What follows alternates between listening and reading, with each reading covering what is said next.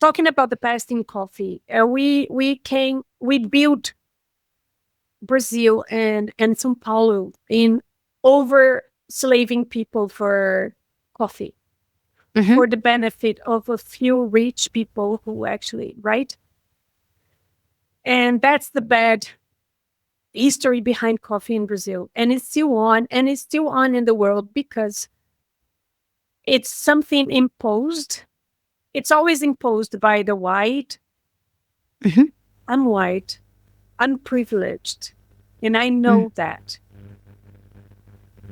But it's always imposed. So this imposition, where are the small producers? Where are the people who are actually working every day, picking their own coffee in this discussion? Where are they? Where were they when they came up with the new flavor wheel, which is beautiful? But the methodology is beautiful, nice. Where were those people? Were they copying the coffees for the flavor wheel to come out? No, they were not. So we're still behaving like colonizers. Yeah. Colonizers. Yeah. So we're still colonizing. The Middle East is the origin of brewed coffee, and now it's also home to one of the world's most dynamic and misunderstood coffee markets. At Map It Forward, we're proud to launch the new direction for the Map It Forward Middle East podcast. New conversations in English exploring the businesses, people, and ideas shaping the future of coffee in the Middle East. You'll hear from values-driven founders, supply chain innovators, and entrepreneurs doing things differently, all with one goal in mind: conspiring to each other's success. Whether you're based in the Middle East or exploring how to bring your business to the region, this podcast offers real conversations that go beyond the headlines. Subscribe now by searching Map It Forward Middle East wherever you get your podcasts. Check the show notes for details. Welcome to the Daily Coffee Pro by Map It Forward, friends. I'm your host, Lee Safar, and this is unfortunately the final episode of what is a really, really wonderful conversation with Isabela from Coffee Lab in Brazil. I really wish you guys, we have had 2 podcasts happening all at the same time. We've had the podcast that we've been recording, and then there's the podcast that is happening between each episode. So guys, we set 2 hours to record this every series, right? We are headed towards 4 hours having recorded this. And the conversations between each episode, if ever you get the privilege and the honor of sitting and having a coffee with Isabela, I'm excited for you because you'll get to experience what I got to experience in the discussions between the discussions. And that's a really beautiful thing. So Isabela, thank you very much for what has so far been a very enriching discussion that has allowed us to express how passionate we are about these subjects. And Thank you. I hope that more people feel inspired to be this passionate about what they believe in when it comes to coffee, because we have some challenging years ahead, and it's going to need people to be courageous by being passionate, right? So, folks, in this episode, we're actually going to carry on from a conversation that we were having between the episodes. And in this discussion, we're going to talk about how is Brazil redeeming itself from the sins of the past. Now, to fill you in on the context that you need as we start this conversation, Isabela we were talking about Q grading, and Isabela was telling me why she became a Q grader. Okay. And we were talking about what quality is and what quality isn't. You can imagine from the last episode, you got the gist of where that conversation may have gotten. It continued to get passionate. Isabela, why don't you tell people why you became a Q grader? Because I'm a barista. I was the first champion. And then I'm a woman and I look younger than I am. And then people would love to say that I don't know how to cup coffee. And that was not a good thing for what I am doing professionally. Mm. And I know I have a very calibratable nose and mouth. It's easy for me to calibrate. Yeah. It has always been since I was born. And then I went to have my Q grading, and then I passed. And then in the calibration, I was the only one to pass. And I like um and sometimes I tell that story to tell people that it's why, and that's interesting. I was the only one in the calibration to pass, and I was in the room with very very good and experienced coupers in Brazil, very much, and I was the only one. I was the only barista, not cupper, in Hmm. the calibration. My Q I took in Canada, and And then why was I the only one to pass? Because I was used to using the cupping form, the Q grader cupping form, always. That was the only one I used so far since the beginning. And Hmm. they would be used to cupping with the cup of excellence form. So Right. I was more calibrated to the system than they were. Are they better cuppers or am I better cuppers? No, I was just more calibrated to the system than they were. That's it. And if you were being tested on the Cup of Excellence form, you would have failed and they would have all passed. Oh, probably so. Because the cup of excellence, usually when you're scoring the same coffee, the cup of excellence, it gives you naturally two, three more points than the other. Right. So I would be always lower in Right. scoring. And so this is where, when we talk about uh, carrying on from talking about quality and talking about redeeming ourselves, you're not getting a Q grading certification because it's actually making you better and it's making the industry better and you're more esteemed against your peers. In As you were coming up in Brazil, as I understand it, you needed it for people to take you seriously. Exactly. That was the only reason because it was too expensive for me. Our currency towards Hmm. dollars is really hard, and it has always been almost. And it was too expensive. That was my reason. I like to have a system. I'm really pragmatic. I love to have a system, Hmm. and that system so far served me well and very well. Actually, I feel comfortable using that form. Right. And but that's because I need to have a system. And Right. that's why I'm so scared to not having that system anymore, but I still can have it. I still can use it. I know that. But what's Yeah. happening? Oh Lord. Well, and this is, I'm a big believer. Like, let's look at the past and see what happened in the past so that we cannot make the same mistakes.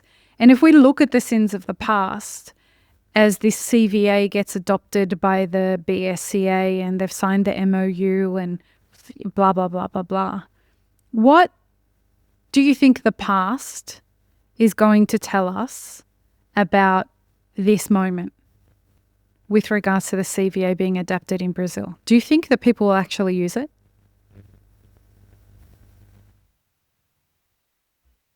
I don't they might. I don't I just I'm curious to see what the cup of excellence will use from now on.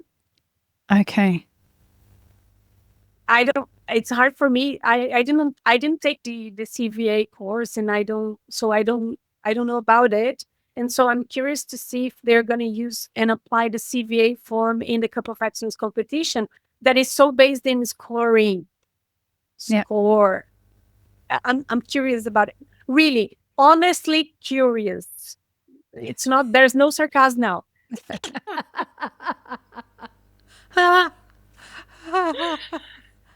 But um, I've been always a little rebel in my life. And talking about the past in coffee, we built Brazil and São Paulo in over slaving people for coffee, Mm-hmm. for the benefit of a few rich people who actually, right?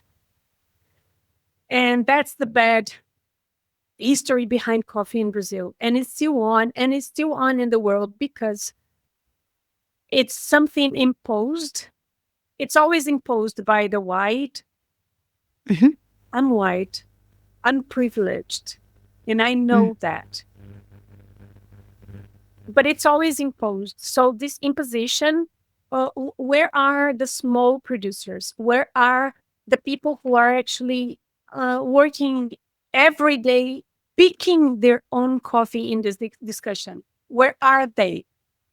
Where were they when they came up with the new flavor wheel, which is beautiful? But the methodology is beautiful, nice. Where were those people? Were they copying the coffees for the flavor wheel to come out? No, they were not. So we're still behaving like colonizers. Yeah. Colonizers. Yeah. So we're still colonizing.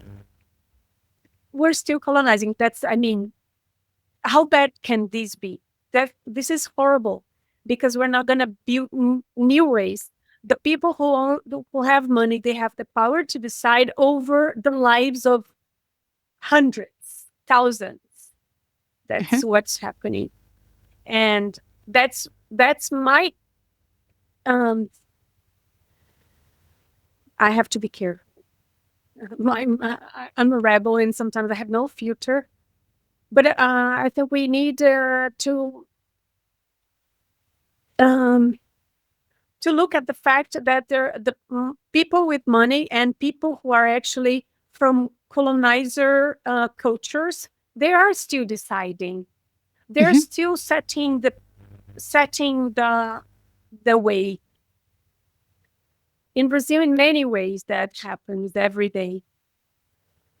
I spent a lot of money on my Q grader because of that. I don't regret. The I think the exercises, they are Mm-hmm. challenging for Mm-hmm. you to learn about your own sensory skills. It's amazing, Mm-hmm. but not the way it's used. And I think that the way that to add to what you're saying, and I'd love to hear your thoughts on this, the competition is the one way that we combat this colonization, which is the big problem that people have with this CVA, because it's trying to create a monopoly. It's trying to force a monopoly. It's trying to force you to evaluate quality in one method without you having a say if you agree with that or not. And that's not fair. The one way that we make sure that we participate in the way that we want is to have the courage to make our own choices. If you want to support the CVA, support the CVA. If you believe in it, support it. If you support the CQI, stick with the 2004 form. You're not actually going to get a fine in the mail if you use the 2004 form. And if you think what the SCI is you're doing, do what they like. Or if the Southeast Asian or the ASEAN Coffee Association is doing, if you like what they're doing, do that. But folks, get there quickly, please. Because we've got actual real problems that need to be solved in the industry. I mean, like you were mentioning, we've got slavery still going on farms in Brazil. It serves the purposes of the rich elite that we fucking focus on this instead of seeing the slavery that's going on. You know what I tell my customers about that? I don't mind if you like phenolic coffee. Go on liking phenolic coffee because you're used to having it, because that's what our coffee, our day-to-day coffee is dairy, phenolic, and burned. I don't mind that, but know that by consuming this kind of coffee, you might be helping slavery and the destruction of the environment. That's what's actually happening. All my talks I'm sorry. I'm impressed you didn't get a call in 4 hours. Well done. It's No, because fine. Go on. It's fine. that's my husband, and that's the only one that actually. Anyway, now we know that your husband calls you once every 4 hours. Anyway, go ahead. Go ahead. Oh my God! Let me wait. Turn this off. It's fine. If he And calls then- again, we can just answer it. And okay, airplane mode. So what's important for me to make people realize is that, okay, I like acidic coffee, as I was telling you. I like some kinds of coffee personally, and that's I love them. I like floral, I like fruits, I like whatever. I'm not. I don't want people to drink specialty coffee because I want them to like the same kind of coffee that I do, but especially because specialty coffee or quality coffee treats the people and the environment better. And at least the coffee that I buy pays and some others I know pay the producer better. Real for real. It's not like a small premium. Right. And and of course there are children working in co-ops in Brazil. There are children. There are people that are making nothing to harvest. There are the abuse of the environment in some cups. So if you choose a cup that doesn't do that or does less of that, it's better. That's our talk here in Coffee Lab. That's our main talk. Okay, phenolic is considered a defect. It is so far. So far. Give me 10 more minutes with you and I'll fix you. I'm not saying it is or it isn't. I'm just. Anyway, we had that conversation off air. Okay. What are some of the other sins of the past as we look at wrapping up this series? What would you say is the main sin of the past in Brazil? Of course, it's slavery and how much money and how much we grew based on that. I think this is the worst. And I do think that quality coffee, even if it comes to how we deal with the production of it, is redeeming a little bit. There's no redemption of the history, bad history. There's no Right. such a thing. Mhm. We have to rewrite, or write a new story or try to walk better ways. And I do believe, I might be naive for that, but I do believe that quality coffee helps doing it. I agree. I think we just need to figure out what we're basing quality on. And I think Yeah, that sure. should be a conversation. And I'd love to start the conversation about what I think quality should be focused on. I haven't spoken about that on the podcast. But Isabela did ask me offline and we spoke about it. It would need a whole series for us to talk about it. So I really hope that Totally. you will come back again one day and we will have another conversation. This has been truly delightful. We've started a new tradition on this podcast, and it was started by Yozo-san in my series with him that aired before this one. And I asked him a question, and I thought I should ask every guest this question from now on, and I want to. So the question is, what would you want if the future version of yourself comes back and watches this version of you on the podcast? What do you want to tell her? No, let me say it better. Not what do you want to tell her, what do you want her to know? To know what I want the future is about to know. If the future Isabela, let's say Isabela What in 20 years, right? And she's coming and watching this, and she's watching you.